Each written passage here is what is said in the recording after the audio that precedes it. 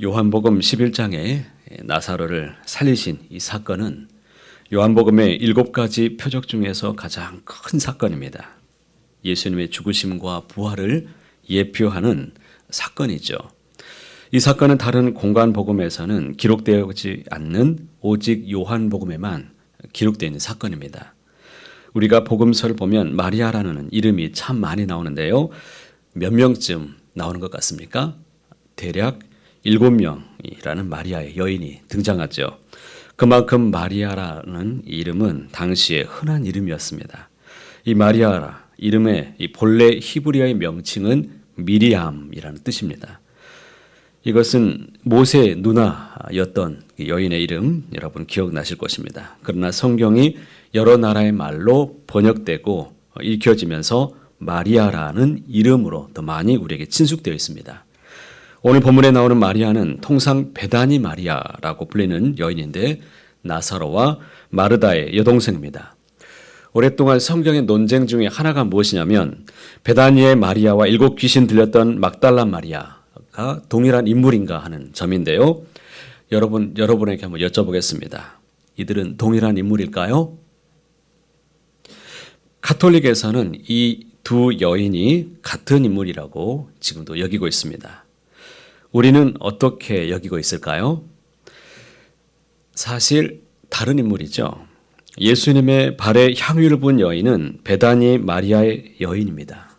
막달라 마리아가 아니라는 것을 여러분 우리는 알아야 되죠. 오늘 본문인 나사로의 부활을 통해서 두 가지를 한번 생각해 보려고 합니다. 먼저는 예수님은 마르다와 마리아에게 각각 찾아가셨지만 다르게 반응하셨습니다. 우리가 쌍둥이여도 성향이 다 다르죠. 같은 자매일지라도 마르다는 훨씬 더 동적인 인물이에요. 먼저 찾아가고 일하고 섬기는 사람이었지만 마리아는 머무르는 사람입니다. 보통 기쁘면 그 기쁨의 자리에 머무르고 그리고 슬프면 그 슬픔의 자리에 머무르는 그런 여인으로 많이 등장합니다. 32절 말씀 함께 읽어보겠습니다. 마리아가 예수 계신 곳에 가서 배웠고 그 발에 앞에 엎드려 이르되 주께서 여기 계셨더라면 내 오라버니가 죽지 아니하였겠나이다. 마리아의 말은 사실 21절에 마르다가 예수님께 했던 말과 똑같습니다.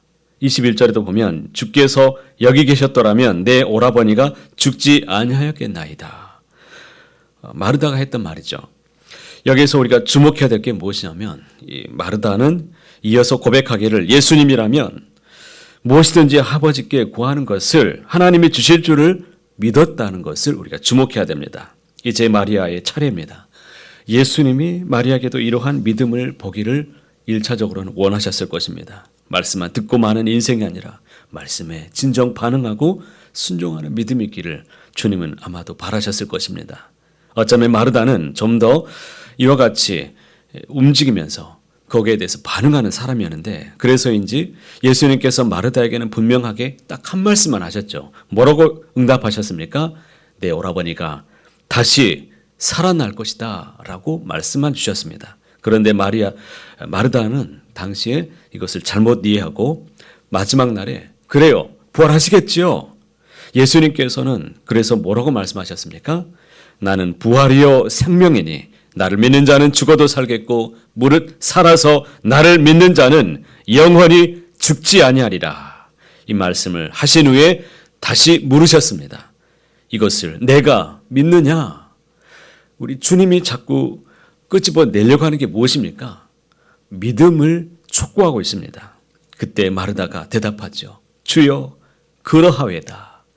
우리가 그냥 이 액면으로 말씀만 보게 되면 해석하지 않고 그냥 보게 되면 마르다가 이제 진짜 믿음이 생겼겠구나라고 생각할 수 있겠지만 점차적으로 읽어가면 갈수록 예수님께서 돌문을 열게 하시고 나사로야 나오라고 말할 때 그 전에 뭐라고 반응합니까? 이미 죽은 지가 나흘이나 되는데 왜 이러시냐고 이 사람들이 깜짝 놀라며 반응하지 않습니까? 우리 주님이 진정 살아서 역사하시는 믿음으로는 아직은 받지 못하고 있죠.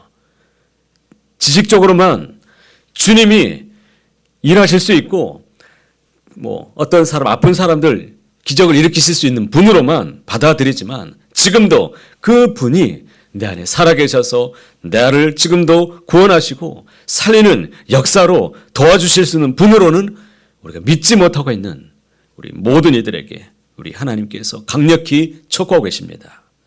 살아서 역사하시는 믿음이 되시길 바랍니다. 반면에 마리아에게는 다르게 다가오셨다라고 말씀을 드렸습니다. 예수께서 그가 우는 것과 또 함께 온 유대인들이 우는 것을 보시고 심령에 어떻게 여기셨다라고 말씀하십니까? 비통히 여기시고 어떻게 불쌍히 여기사라는 말씀이 있습니다. 예수님께서 마리아와 그와 함께 온 유대인들의 우는 모습을 보시고 심령에 비통히 여기시고 불쌍히 여기셨다. 이 두 단어는 꼭 주목해야 됩니다. 38절에도 보면 예수님은 또 한 번 비통히 여기셨다고 말씀합니다. 예수님의 눈물을 지켜본 유대인들이 이렇게 표현하죠. 36절과 37절의 말씀 함께 읽어보겠습니다. 이에 유대인들이 말하되 보라 그를 얼마나 사랑하셨는가 하며 그중 어떤 이는 말하되 맹인의 눈을 뜨게 한 이 사람이 그 사람은 죽지 않게 할 수 없었더냐 하더라.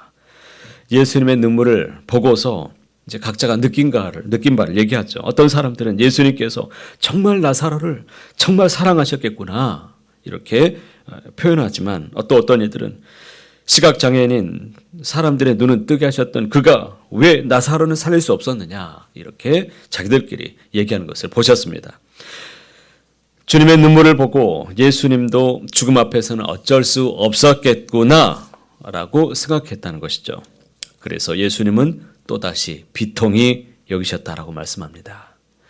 우리는 비통히 여기셨다는 이 표현을 눈여겨서 기억해야 됩니다. 여기서 비통히 여기셨다라는 이 말씀은 슬픔과 분노가 합쳐진 감정을 그대로 표현하고 있는 말씀이죠.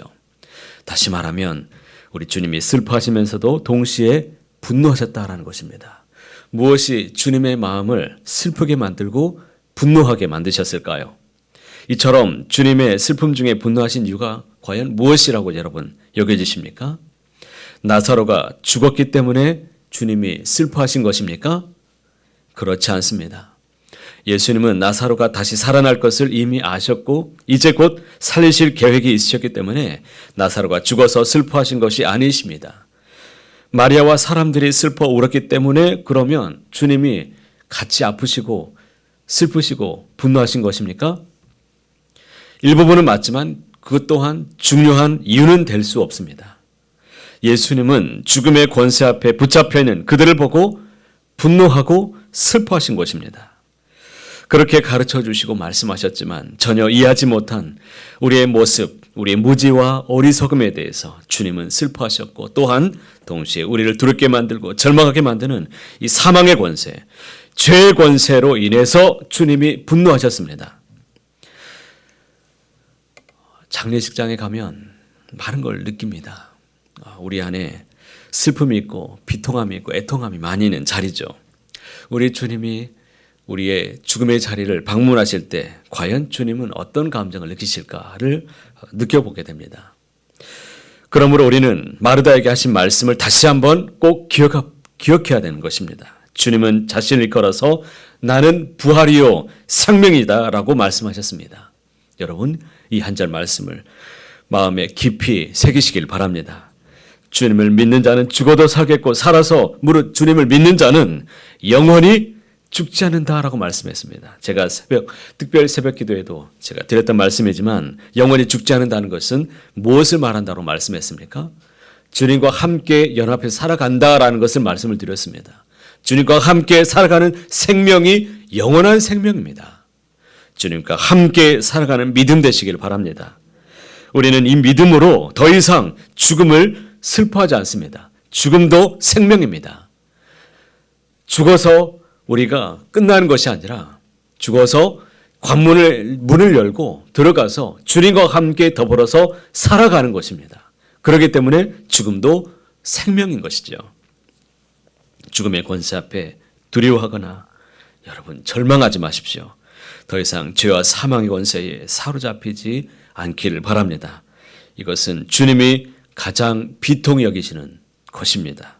다시 말해서 우리 인간이 죄와 죽음의 권세에 붙잡혀 살아가는 것을 주님이 이 세상에 오셔서 가장 분노하셨고 슬퍼하셨다는 현장입니다. 그러니 여러분 체념하지 마십시오. 단순히 이것은 죽음의 문제만이 아니라 내가 여전히 돌을 깊게 닫아두고서 포기해버린, 체념해버린 믿음이 있다면, 그런 기도 제목이 있다면 여러분 그것 또한 활짝 여러분 부활의 믿음으로 다시금 일어서서 살아나시길 바랍니다.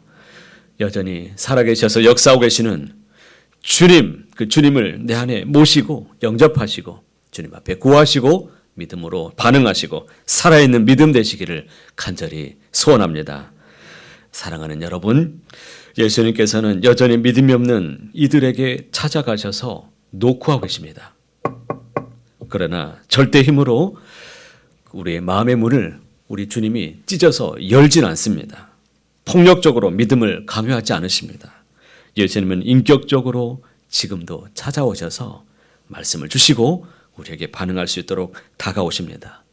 중세시대처럼 하나님을 믿는 것이 강요가 되는 그런 것을 원하지 않습니다. 우리 부모들도 마찬가지지 않습니까? 내가 믿는 하나님, 내가 만난 그 하나님을 자녀들에게 강요할 수는 없습니다. 내가 만난 방식을 옳다고 그 방식만을 강요할 수도 없습니다. 그렇게 되면 이미 그것은 복음이 될 수가 없는 것이지요. 그러니 주님처럼 여러분 기도하시길 바랍니다. 예수님은 어떻게 기도하셨습니까? 42절 말씀 보십시오. 항상 내 말을 들으시는 줄을 내가 알았나이다. 그러나 이 말씀을 하오는 것은 둘러선 무리를 위함이오니 곧 아버지께서 나를 보내신 것을 그들로 믿게 하려 함이니이다.